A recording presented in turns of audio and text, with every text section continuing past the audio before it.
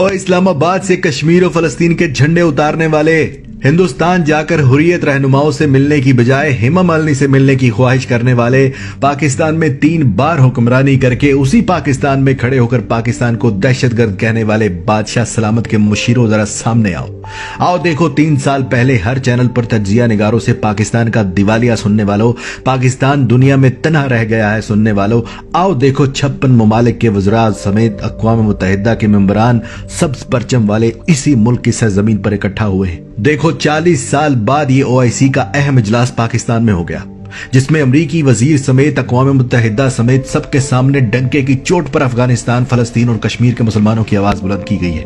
कुछ नहीं मांगा अपने लिए सिवाय इस वतन की सलामती के, सिवाय अफगानिस्तान के लोगों की खुशहाली और अमन के, सिवाय कश्मीरियों की आजादी के, सिवाय फलस्तीनियों की मुकद्दस जमीन के।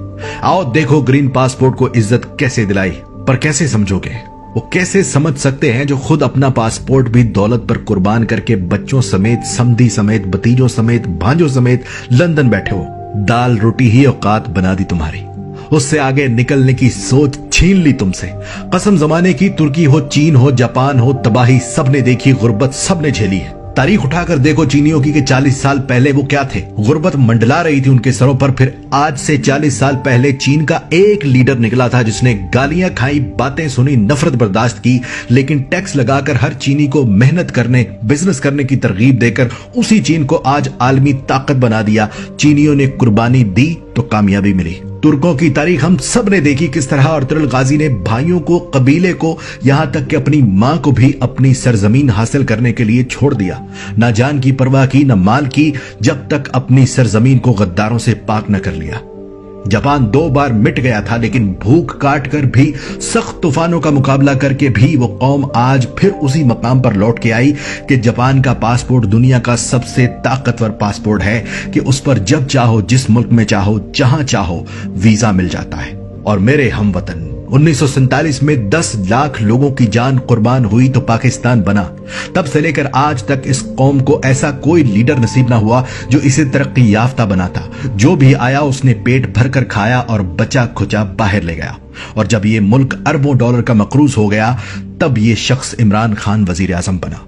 अब उसकी कोशिश है कि एक बार ये कौम कर्जे से निकले, एक बार इनमें काम करके कमा कर खाने का जज्बा पैदा हो, एक बार ये बिजनेस में आगे जाए, एक बार ये गुलामी से बाहर निकले। सारी दुनिया से टकराया, इस्लाम का नारा बुलंद किया, 56 ममालिक को पाकिस्तान के दारुल हुकूमत में इकट्ठा कर लिया, इस्लामी दुनिया का लीडर बनकर दिखाया। लीडर होकर अपनी जान की परवाह किए बगैर हर ताकतवर मुल्क को बराबरी का सलूक करने का मुतालबा किया कि इस कौम में एतमाद पैदा हो। मगर हम दाल रोटी पर कत्ल करने और कत्ल होने वाली कौम, गुलामी की जंजीरों में जकड़े जाहिल लोग ये तवक्को करते हैं कि अरबों रुपए का कर्ज भी हमसे उतर जाए, दुनिया हमारी इज्जत भी करे और हम फारगुल दिमाग लाडले पाकिस्तानी घर बैठे दुनिया की सारी सहूलतें हासिल कर लें।